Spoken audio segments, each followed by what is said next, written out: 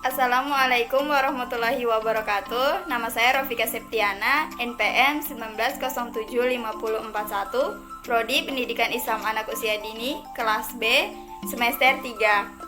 Pada kesempatan kali ini saya akan memaparkan materi saya. Materinya yaitu bagian A, perencanaan kurikulum PAUD, bagian B, pengorganisasian kurikulum PAUD, bagian C, implementasi kurikulum PAUD, dan bagian D, evaluasi kurikulum PAUD. Bagian A, perencanaan kurikulum PAUD.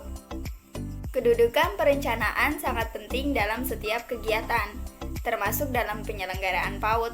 Bahkan berhasil atau tidaknya sebuah kegiatan tergantung pada matang atau tidaknya sebuah perencanaan. Perencanaan mencakup menentukan visi, misi, dan fungsi organisasi, mendefinisikan tujuan, menetapkan strategi, dan mengembangkan rencana untuk mengkoordinasikan kegiatan-kegiatan sebuah lembaga. Bagian B, pengorganisasian kurikulum PAUD. Walaupun telah disebutkan bahwa berhasil atau tidaknya sebuah program penyelenggaraan pendidikan siswa tergantung pada perencanaan, tetapi pemecahan sebaik apapun jika tidak diorganisasikan secara profesional akan menuai banyak kendala dan sulit untuk dioperasionalkan. Atas dasar ini, maka sebuah perencanaan memerlukan pengorganisasian. Pengorganisasian adalah pembagian tugas secara profesional sesuai dengan kemampuan masing-masing sumber daya dalam menjalankan tugasnya. Jadi, setiap perencanaan harus diorganisasikan ke dalam lingkup-lingkup yang lebih kecil sehingga semua komponen PAUD mendapat tugas sesuai dengan kapasitasnya masing-masing. Organisasi sangat diperlukan dalam melaksanakan proses manajemen, sebagaimana dijelaskan sebagai berikut. 1.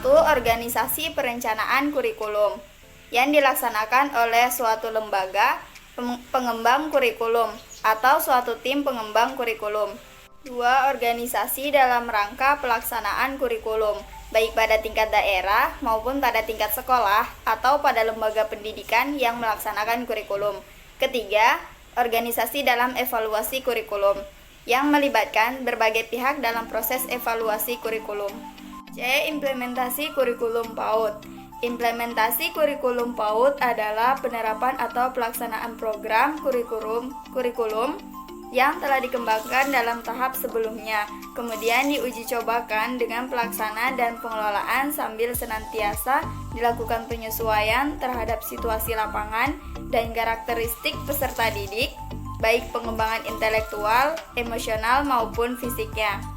Jadi, implementasi kurikulum adalah pengalaman belajar anak usia dini, baik yang direncanakan maupun yang tidak direncanakan, yang memiliki dampak terhadap belajar dan pengembangan anak usia dini.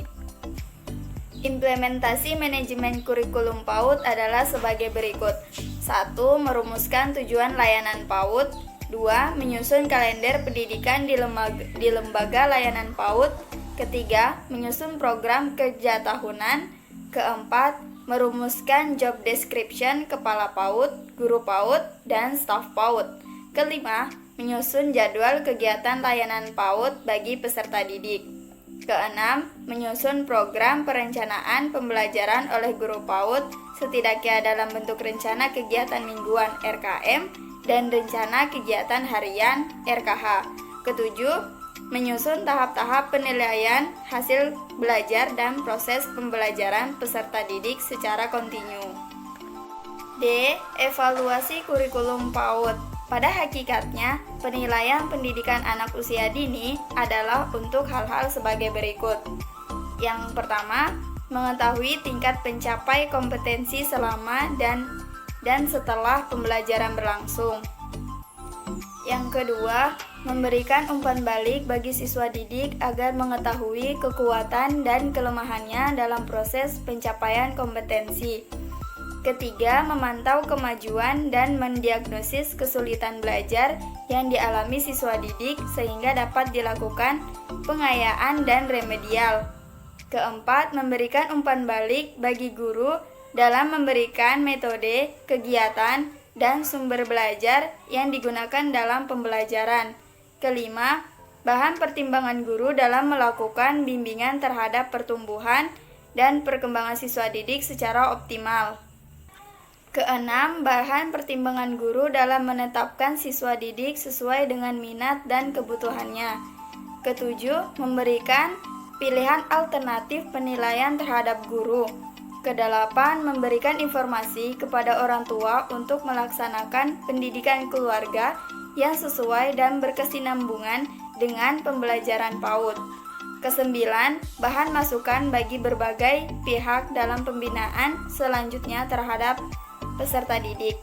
Kesepuluh, menentukan kesulitan belajar dan kemungkinan prestasi yang bisa dikembangkan anak. Itulah tadi pemaparan materi dari saya.